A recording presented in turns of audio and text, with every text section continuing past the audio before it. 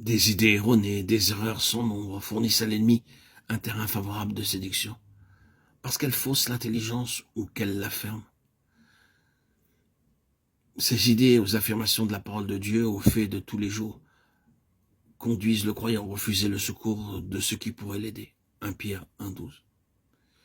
Enfin, des tournures de phrases que nous employons pour définir nos expériences religieuses ou celles des autres, et certaines expressions courantes parmi les habitués des conventions, des réunions de croyants, sont positivement dangereuses.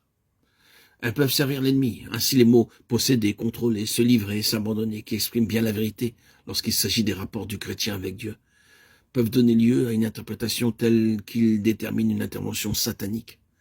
Alors, les esprits mauvais possèdent et contrôlent ceux qui sont livrés et abandonnés aux puissances du monde spirituel, sans savoir comment distinguer entre l'action de Dieu et celle de Satan.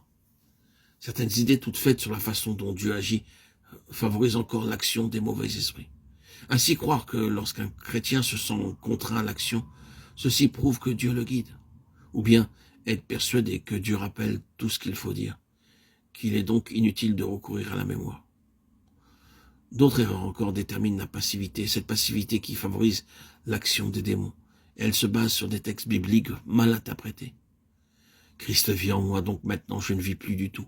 Ou Christ vit en moi, donc j'ai perdu ma personnalité, puisque c'est Christ qui vit personnellement en moi. C'est une interprétation donnée et basée sur Galates 2:20. Ou Dieu opère en moi, donc je n'ai plus à agir seulement, à me soumettre et à obéir. Cette interprétation est basée sur Philippiens 2:13.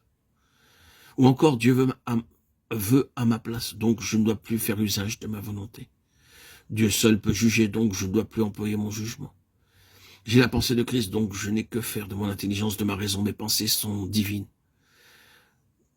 Telle interprétation est basée sur 1 Corinthiens 2:16.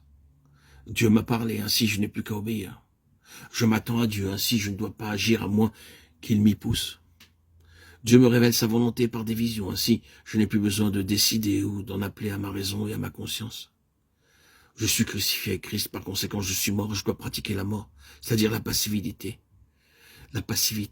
l'inertie des sentiments, des pensées. Et pour mettre sa vie d'accord avec ces interprétations diverses de la parole, le croyant réprime alors toute activité personnelle de son intelligence, de sa raison, de sa volonté, toute action spontanée et libre, afin que la vie divine puisse s'épancher librement en lui.